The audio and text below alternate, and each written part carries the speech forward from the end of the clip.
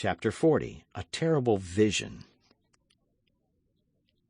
The cardinal leaned his elbow on his manuscript, his cheek upon his hand, and looked intently at the young man for a moment. No one had a more searching eye than the Cardinal de Richelieu, and D'Artagnan felt this glance run through his veins like a fever. He, however, kept a good countenance, holding his hat in his hand and awaiting the good pleasure of his Eminence, without too much assurance, but also without too much humility. "Monsieur," said the cardinal, "are you a D'Artagnan from Béarn?" "Yes, monseigneur," replied the young man. "There are several branches of the D'Artagnan at Tarbes, and in its environs," said the cardinal. "To which do you belong?" "I am the son of him who served in the religious wars under the great King Henry, the father of his gracious majesty." "That is well. It is you who set out 7 or 8 months ago from your country to seek your fortune in the capital?" "Yes, monseigneur." "You came through Meung, where something befell you. I don't very well know what, but still something." "Monseigneur," said D'Artagnan, "this was what happened to me." Never mind," resumed the cardinal, with a smile which indicated that he knew the story as well as he wished to relate it. "You were recommended to Monsieur de Tréville, were you not?"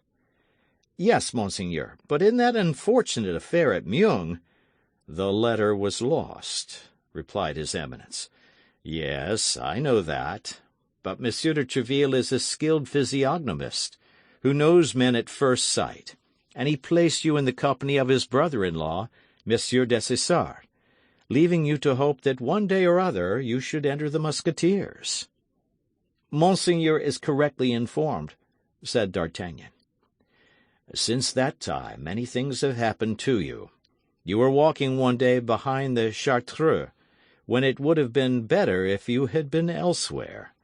Then you took with your friends a journey to the water of Forges. They stopped on the road, but you continued yours. That is all very simple. You had business in England."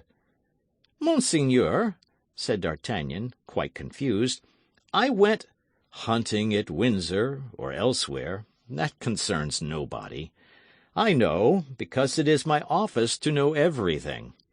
On your return you were received by an august personage, and I perceive with pleasure that you preserve the souvenir she gave you." D'Artagnan placed his hand upon the queen's diamond, which he wore, and quickly turned the stone inward, but it was too late. "The day after that you received a visit from Cavois," resumed the cardinal. "He went to desire you to come to the palace. You have not returned that visit, and you were wrong." "Monseigneur, I feared I had incurred disgrace with your Eminence." "How could that be, monsieur? Could you incur my displeasure by having followed the orders of your superiors with more intelligence and courage than another would have done? It is the people who do not obey that I punish, and not those who, like you, obey, but too well. As a proof, remember the date of the day on which I had you bidden to come to me, and seek in your memory for what happened to you that very night." That was the very evening when the abduction of Madame Bonacieux took place. D'Artagnan trembled, and he likewise recollected that during the past half-hour the poor woman had passed close to him, without doubt carried away by the same power that had caused her disappearance. "In short," continued the cardinal, "as I have heard nothing of you for some time past, I wished to know what you were doing. Besides, you owe me some thanks. You must yourself have remarked how much you have been considered in all the circumstances." D'Artagnan bowed with respect. "That," continued the cardinal, "arose not only from a feeling of natural equity, but likewise from a plan I have marked out with respect to you."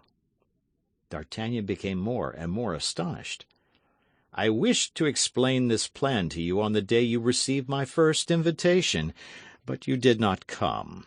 Fortunately, nothing is lost by this delay, and you are now about to hear it. Sit down there before me, D'Artagnan. You are gentleman enough not to listen standing."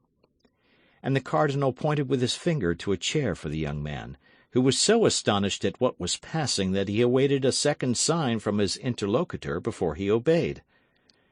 "You are brave, Monsieur d'Artagnan," continued his Eminence. "You are prudent, which is still better.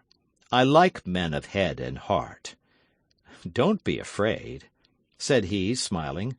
"By men of heart I mean men of courage. But young as you are, and scarcely entering into the world, you have powerful enemies. If you do not take great heed, they will destroy you." "Alas, monseigneur," replied the young man, "very easily, no doubt, for they are strong and well supported, while I am alone." "Yes, that's true. But alone as you are, you have done much already, and will do still more, I don't doubt. Yet you have need, I believe, to be guided in the adventurous career you have undertaken.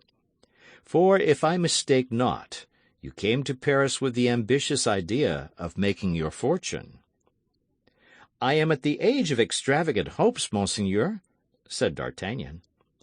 "There are no extravagant hopes but for fools, monsieur, and you are a man of understanding. Now, what would you say to an ensign's commission in my guards, and a company after the campaign?" "Ah, monseigneur!" "You accept it, do you not?"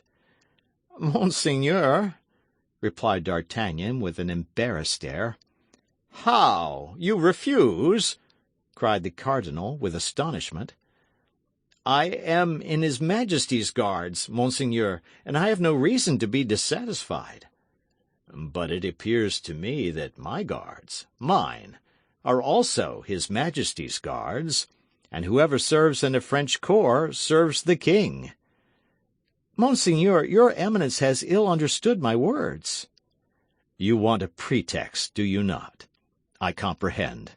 Well, you have this excuse: advancement, the opening campaign, the opportunity which I offer you, so much for the world.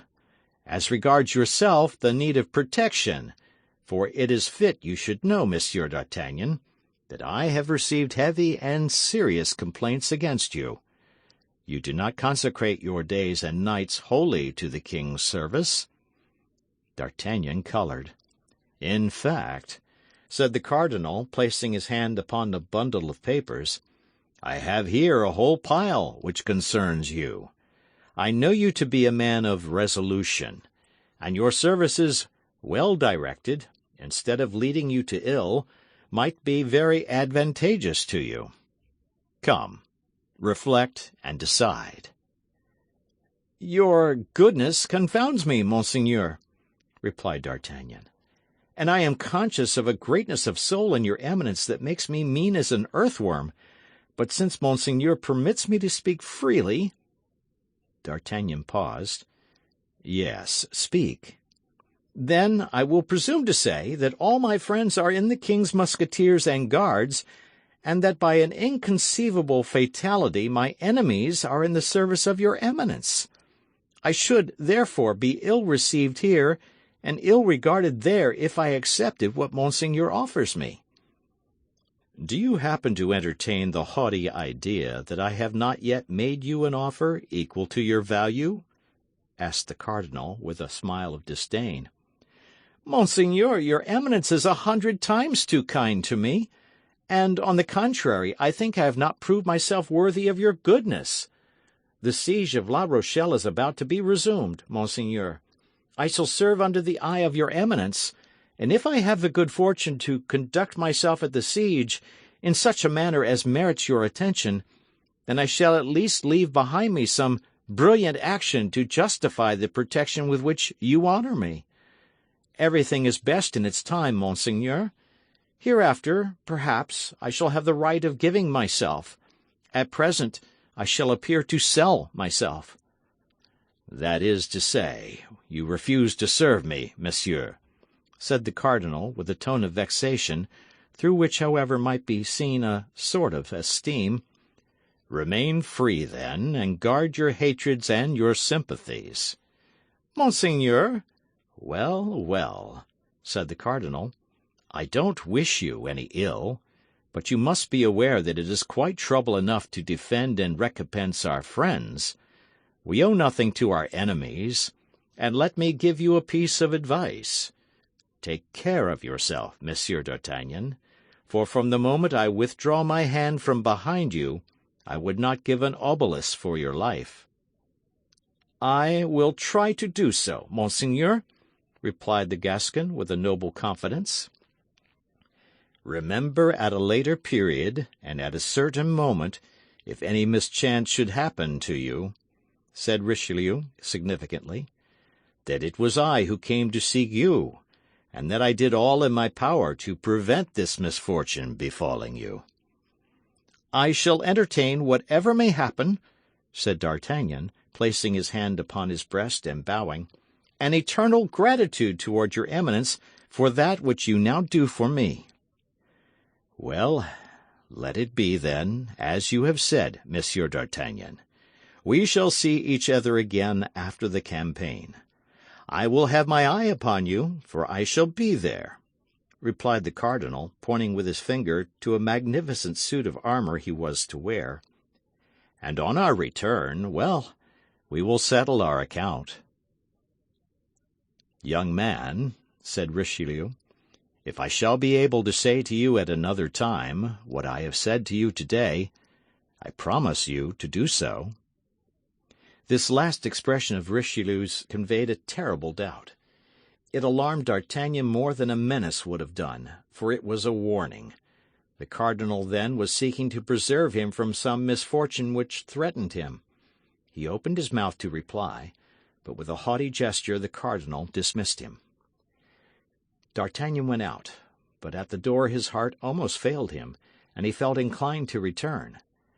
Then the noble and severe countenance of Athos crossed his mind. If he had made the compact with the cardinal which he required, Athos would no more give him his hand. Athos would renounce him. It was this fear that restrained him, so powerful is the influence of a truly great character on all that surrounds it. D'Artagnan descended by the staircase at which he had entered, and found Athos and the four Musketeers awaiting his appearance, and beginning to grow uneasy.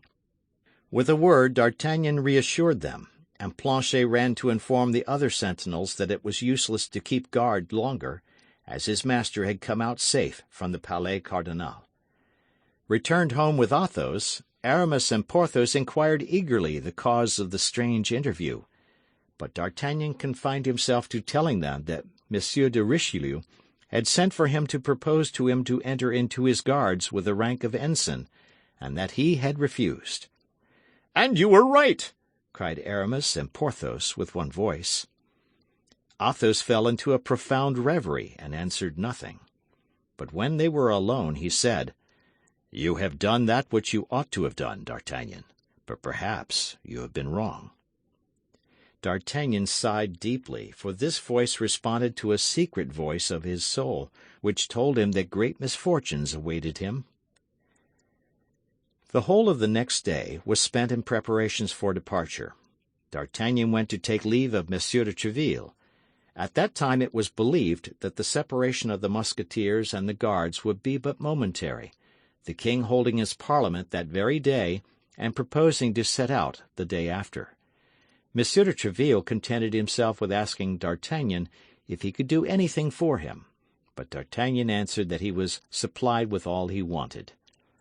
That night brought together all those comrades of the guards of Monsieur Dessessart and the company of Musketeers of Monsieur de Tréville who had been accustomed to associate together. They were parting to meet again when it pleased God, and if it pleased God. That night, then, was somewhat riotous, as may be imagined.